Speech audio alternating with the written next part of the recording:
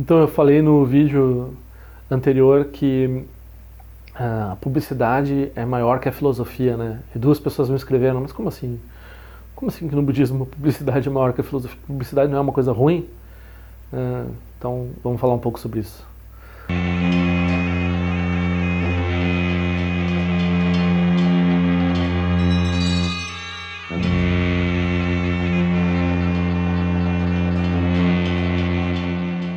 Então, né, o que eu quis dizer, eu não valorei a publicidade. O que eu quis dizer é que o entendimento da natureza humana por parte da publicidade é melhor do que o entendimento da natureza humana por parte da filosofia. Por quê? Porque eles têm que entender o que move as pessoas, né, para vender. Então eles vão lá e eles estão fazendo uma engenharia assim que vai em todos os níveis perceptuais da pessoa e também no raciocínio, também no que ela pensa, né? Também nos mundos ideológicos que ela transita, né? Eles ficam lá, é um processo técnico né? Um processo testado, né? Eles vão lá e testam os produtos que eles vão vender, assim, os produtos de marketing que eles vão vender, né? Então eles estão mexendo no hábito, né? Então isso eu quis dizer, o hábito é mais forte que a filosofia, não que a publicidade é mais forte que a filosofia. O hábito é a filosofia não resolve o problema do hábito, é isso que basicamente isso quer dizer, né? E o hábito é o nosso problema essencial. Então, e a publicidade, claro, para os fins deles, né, que não é o Dharma, eles vão lá e exploram os nossos hábitos, eles conformam os nossos hábitos, eles usam os nossos receptores de impulso e de hábito, e eles fazem a gente, né, aí eles usam cores, eles usam sons, eles usam slogans, eles usam palavras, fontes, eles usam elementos de design, eles usam elementos ideológicos, eles usam, nossa, eles usam o que quer, um arsenal, né? Eles não estão ocupados apenas, e aliás o raciocínio é o de menos, assim. Né? A filosofia vai dizer assim, a razão, a racionalidade, ou o empirismo, né? Então, a experiência, das duas coisas que tem principais, né? A inferência e o empírico, né? Então, o raciocínio lógico e a experiência. Aí o publicitário vem, não, é o hábito, é o impulso. Por quê? Porque o problema é o seguinte, o problema dessa perspectiva da filosofia é que o filósofo se considera, ele está operando num mundo isento de ideias, assim. Ele não é essa máquina animalesca que reage à publicidade, né? E cada um de nós guardou para si a gente, nossa, que se vê disso assim. Eu vou lá criticar a publicidade, né? Aí a pessoa diz, não, mas a publicidade, não, a pessoa mantém a liberdade perante a publicidade. A publicidade não afeta a liberdade da pessoa. Tá, mas a publicidade funciona, não funciona? Se a publicidade funciona é porque ela está mudando a vontade das pessoas, não é? Se ela não funcionasse, por que ela ganha tanto dinheiro? Então ela funciona. Se ela funciona, como é que ela funciona? Ela explora a fraqueza. Explorar a fraqueza. Mas a pessoa é fraca porque ela quer. Não é bem assim, né? Então tem uma exploração inata, né, no jogo publicitário, uma exploração da fragilidade da mente das pessoas, né? E daí a gente fala das pessoas, né? Porque a minha não. Eu que estou aqui, que eu sou lido, né? Sou uma pessoa, né? Eu sou programador, eu sou um cara objetivo, né? Eu sei quando uma coisa está certa e uma coisa está errada. Eu não sou levado por impulso. Né? Eu não caio em propaganda eleitoral, eu não caio no Facebook. Eu estou no Facebook porque eu sei o que está operando ali. Eu tô por cima da onda. Esse algoritmo aí, sou bem melhor que a inteligência artificial. Não estou nem aí.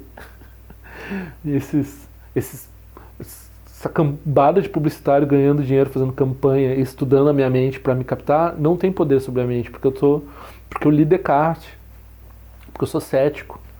Eu sou um cara, tô livre. Todo mundo pensa assim. Todo mundo tá errado. Todo mundo é presa do que? O Dharma vai dizer. A realidade é que nós somos presas das emoções aflitivas, dos hábitos. Os hábitos causados por emoções aflitivas, né? Então, ah, aí a pessoa vai, né, vai achar que ela não, eu sou uma pessoa ponderada. Eu compro o que eu quero, não o que a publicidade manda.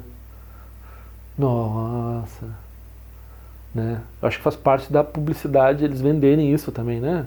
De fato, no século XX tem esse documentário fantástico do Adam Curtis, que é no século do self, né? Every year, New York held an Easter Day parade to which thousands came, and Bernays decided to stage an event there. He persuaded a group of rich debutantes to hide cigarettes under their clothes. Then they should join the parade, and at a given signal from him, they were to light up the cigarettes dramatically. Bernays then informed the press that he had heard that a group of suffragettes were preparing to protest by lighting up what they called torches of freedom. He knew this would be an outcry, and he knew that all of the photographers would be there to capture this moment. And so he was ready with a phrase which was torches of freedom. And so here you have a symbol, women, young women, debutantes, smoking a cigarette in public with a phrase that means anybody who believes in this kind of equality pretty much has to support them in the ensuing debate about this, because torches of freedom. I mean, what's on all American coins? It's liberty. She's holding up the torch. You see? And so all of this is there together. There's emotion, there's memory, there's a rational phrase, even though it's using a lot of emotional elements. It's a phrase that works in a rational sense. All of this is together. And so the next day, this was not just in all of the New York papers, it was across the United States and around the world. And from that point forward, the sale of cigarettes to women began to rise. He had made them socially acceptable with a single symbolic act. What Bernays had created was the idea that if a woman smoked, it made her more powerful and independent, an idea that still persists today.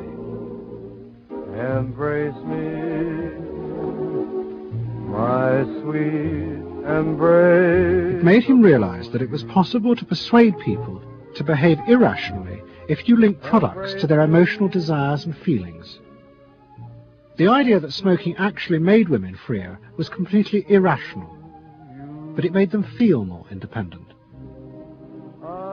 It meant that irrelevant objects could become powerful emotional symbols of how you wanted to be seen by others. Então explica que eles venderam o ideal de liberdade individual para nós também, como parte da publicidade. Então quando a gente está consumindo, a gente acha que está exercendo liberdade, assim, porque a gente está escolhendo entre essa ou aquela pasta de dente e assim por diante, né? A liberdade ela fica descrita de acordo com os ditames da visão hegemônica que é produzida pela questão da publicidade, né? Agora, no Dharma também a gente não vai dizer assim, a culpa é dos publicitários. Não, os publicitários encontraram estão explorando, acharam uma mina, né? Tem um ouro ali que é o ouro que eles estão explorando é as nossas fragilidades, né? Mas por que a gente tem essas fragilidades em primeiro lugar? A culpa, em certo sentido, é nossa, assim. Nós temos essas fragilidades não reconhecidas, não examinadas, não trabalhadas, né? Aí, por que o Dharma né, mais eficaz? Porque o Dharma trabalha nesse âmbito também. Aí, mas o Dharma não parece tão publicitário, assim. Ocasionalmente sim, tem uma coisa ou outra, assim. Mas o Dharma também trabalha, particularmente o Vajrayana, né? Trabalha com cor, com slogan, mantra, né? Trabalha com formas, com design, e daí eles, mas é muito peculiar, né? Não é que nem a publicidade que está variando todo o tempo de acordo com a necessidade dos seres. Então, a publicidade está na frente, né? Não, mas é que quando a gente está falando em substituir hábitos por hábitos que não vão nos aprisionar e que vão se revelar como hábitos, aí são hábitos bem específicos. E esses hábitos, eles não são naturais, porque a publicidade está toda hora querendo reforçar os nossos problemas naturais para vender mais, né? Então é muito fácil. Então a publicidade é deliciosa de assistir, assim. Ela tem que ser, né? Senão tu não vai querer. Então ela tá sempre te cativando, assim. São as filhas de Mara, né? Estão sempre tentando te pegar onde tu mais gosta, assim. Estão usando o teu gosto, assim.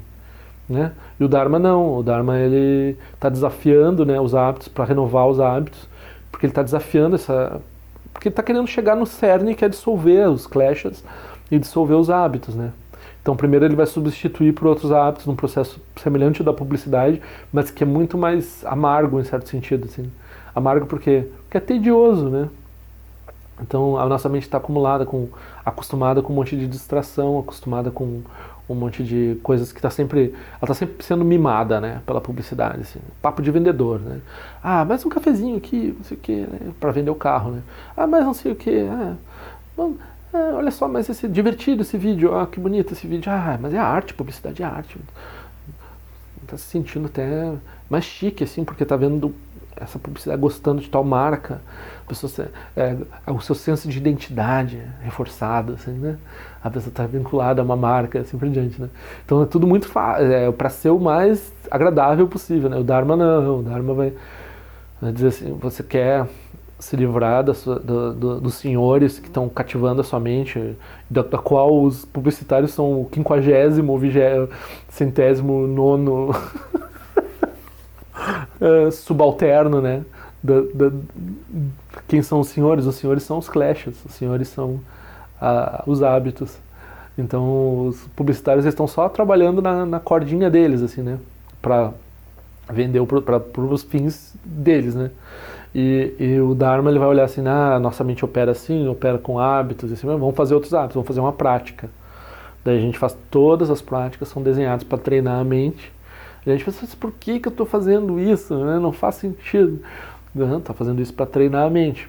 O mecanismo exato de como aquilo funciona, bom, daí tu tem que estudar, que nem publicitário, assim, estudar por que, né, às vezes nem o publicitário sabe, ele põe só 3 ou 4 grupos de pessoas ali, testa 1, 2, 3 coisas, daí o que funciona melhor ele usa. Por que aquilo funciona melhor, talvez ele vai estudar para fazer outra campanha depois, né? Então no Dharma é um pouco assim também, às vezes não sabe nem, ou quem sabe não é tão fácil explicar por que está funcionando usar tal elemento, tal cor, tal jeito, tal forma específica, né, de visualização, tal forma específica de gesto manual, de ritual, e aquilo está operando para eliminar essa nossa mente que é presa dos publicitários, né? No início a gente vai ficar preso do Dharma, então o Dharma se torna uma prisão e depois a gente se libera, mas tem uma chave de saída ali, né? O Dharma dissolve a si mesmo, né? Então não precisa se preocupar assim, de ficar preso no Dharma. No princípio, sim, a pessoa ela vai querer isso. Por várias vidas eu vou querer ser budista. Eu estou marcando a minha mente para achar isso legal. Então, toda vez que eu vejo, eu digo, legal. Estou criando um hábito. Aí quando vai na outra vida, ela vê assim, por que será que eu gosto tanto desses negócios? Aí ela gerou hábito em outras vidas, assim, né? Tá trabalhando né, eu acho que ninguém tá vendendo pasta de dente pensando na próxima vida, mas o Dharma já tá pensando no hábito em termos de várias vidas, assim. Então é um trabalho de publicitário um pouco mais a longo prazo, assim, e bem mais desagradável, né? Então a pessoa, quando ela vai fazer a prática, de início ela encontra muitos obstáculos, porque ela tá enfrentando essa turma toda, né? Então ela está entrando em batalha com os kleshas, ela está entrando em batalha com os hábitos, né? Ela está se sentindo entediada, ela está se sentindo em dúvida, ela está sentindo vem todas as legiões de obstáculos, assim, né? Na prática da pessoa. Então, muitas vezes a prática não vai ser agradável, né? Mas, essencialmente, ela é agradável, só que né, precisa remover uns obstáculos, assim. Então é isso, é por isso que a publicidade, né, na verdade não é a publicidade, são os hábitos são mais fortes que a filosofia. Entender as coisas é importante, mas não é suficiente não entender, até matemática, né? Eu dou sempre esse exemplo, porque eu sou uma vítima disso, né? Não me considero uma pessoa particularmente burra, né? Mas eu sempre tive dificuldade com matemática, né? Aí, por quê? Por ser, acho que um pouco inteligente que eu tenho dificuldade com matemática. Porque eu vejo a pessoa resolvendo aquilo no quadro, e eu vejo 1, 2 vezes aquilo sendo resolvido, e eu penso, eu já resolvi, eu já sei como é que é, né? eu entendi o que ele fez. O que ele fez foi isso, isso e aquilo, tá bom, resolvido. Chega na hora da prova, né? O Eduardinho vai lá resolver o problema de matemática, não fez nenhum exercício, nem olhou pro caderno, o semestre todo, assim, né? Vai lá, cálculo, né? Olhar para aquilo. Como é que era mesmo 6 meses atrás, quando o cara fez aquilo no quadro? Né? O que eu resolvi na minha cabeça 6 meses atrás, eu não retive. Então como é que eles ensinam matemática? Faz um monte de exercício, né? Então tu fica fazendo exercício de matemática, assim. Exercício de lógica, exercício de... Pra quê? Porque eles entendem que tem que ter um hábito ali. Se não tiver um hábito, uma facilidade de usar aquelas ferramentas matemáticas vem automático, né? Se a pessoa tiver que na hora, assim... Às vezes, por exemplo, né, aí tu pensa assim, a pessoa tem que ser um gênio mesmo para ela não usa o Bhaskara, ela deriva o Bhaskara na hora que ela precisa, assim. Ela é o próprio Bhaskara, né? Ela chega lá, assim, ela é o próprio Bhaskara. Ela desenvolve o teorema, assim, desenvolve a matemática que ela precisa na hora, assim. Não, né? A pessoa desenvolve um monte de pequenas ferramentas de matemática que ela guarda na memória e que ela guardou como hábito para então usar. E daí na filosofia também, a pessoa lê aquele autor, lê esse autor, daí ela tem um monte de conceitos e ideias-chave e coisas que ela consegue concatenar e fazer, né? Então tem um hábito por trás, assim, também. Mas, né, a gente está falando de hábitos daí, né, de tipo de copy-paste, assim, né? Hábitos de memória, né? No caso dos hábitos das emoções, que é o que a publicidade explora, daí eles são mais, né? Daí o filósofo vai dizer, não, mas eu sou isento. Eu sou isento quando eu estou pensando. A emoção não tem nada a ver. Quer dizer, não, alguns, né, tipo Nietzsche ele vai dizer, não, eu tenho uma emoção no que eu estou botando aqui. Eu sou dinamite. Daí ele já tinha uma visão, e ele é um filósofo particularmente publicitário, né? Eu diria até que ele tem mais publicidade que conteúdo, né? Não vão me xingar por causa disso. Mas, né, eu gostava bastante quando era adolescente, porque qualquer adolescente gosta, né? Porque o cara é impactante, né? Então o cara é impactante, quando o adolescente ele se identifica, assim, eu quero ser também que nem esse cara aqui. Quer dizer, não, querer ser que nem ele é ser subalterno, mas eu sou mais livre, então eu sou que nem ele, mas sem concordar que eu sou que nem ele. E assim vai, né? Então ele não usava tanto a racionalidade, ele usava mais um modo de discurso mais próximo do publicitário, assim, de fato. Né? Aí tocava em certas emoções na pessoa que está lendo, assim, é quase como um romance, né? E de fato, né, vamos dizer que ele normalmente não é caracterizado como um romance, mas onde é que ele surge, né?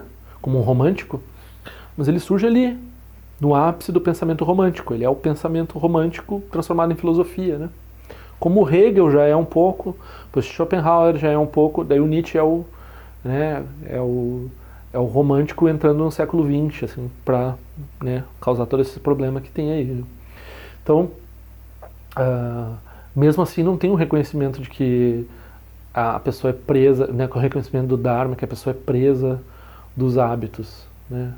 Então, os clashes, eles não são problemáticos apenas porque eles surgem arbitrariamente, assim. Eles são problemas que eles surgem em padrões. E os padrões nos levam, né? E os padrões têm nos levado por várias vidas, assim. Os padrões de emoções aflitivas.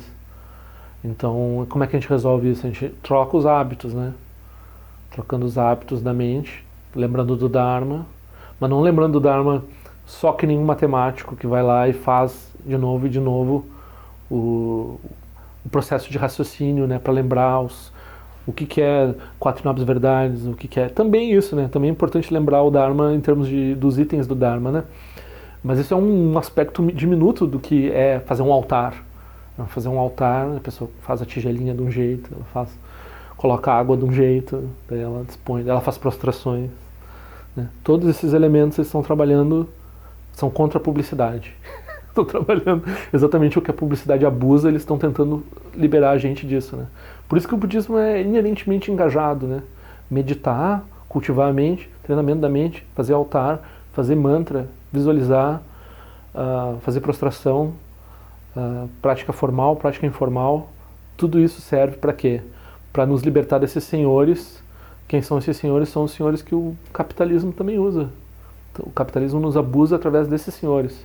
Os verdadeiros culpados do capitalismo não são a classe a classe tal, a classe alta, a classe dos CEOs, ou a classe dos sei lá quem, dos intelectuais, da não sei o que. Os verdadeiros senhores são os clashes. Os clashes. O que é os clashes, né? Apego, aversão, orgulho, inveja e ignorância, né? São 5 clashes. Então, as emoções aflitivas me deixam frágil e são elas que fazem também os outros agirem contra mim. Então, o nosso inimigo comum são as emoções aflitivas. E o nosso meio de lidar com as emoções aflitivas são as práticas. O desenvolvimento de hábitos, o desenvolvimento de contra-hábitos e depois a eliminação de todo tipo de hábito. É isso aí.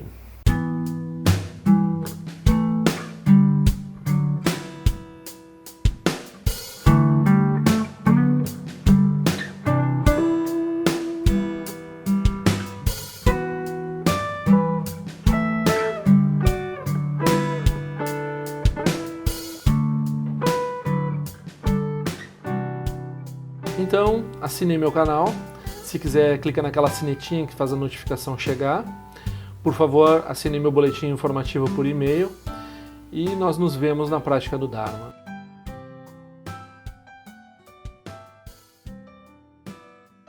Ao longo de minhas muitas vidas e até este momento, todas as virtudes que tenho alcançado, inclusive o mérito gerado por essa prática e todas as que vier a conseguir, ofereço para o bem-estar dos seres sencientes.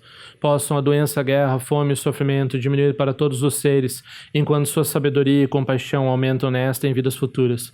Possa eu claramente perceber todas as experiências como sendo tão insubstanciais como o tecido do sonho durante a noite e imediatamente despertar para perceber a manifestação de sabedoria pura no surgir de cada fenômeno.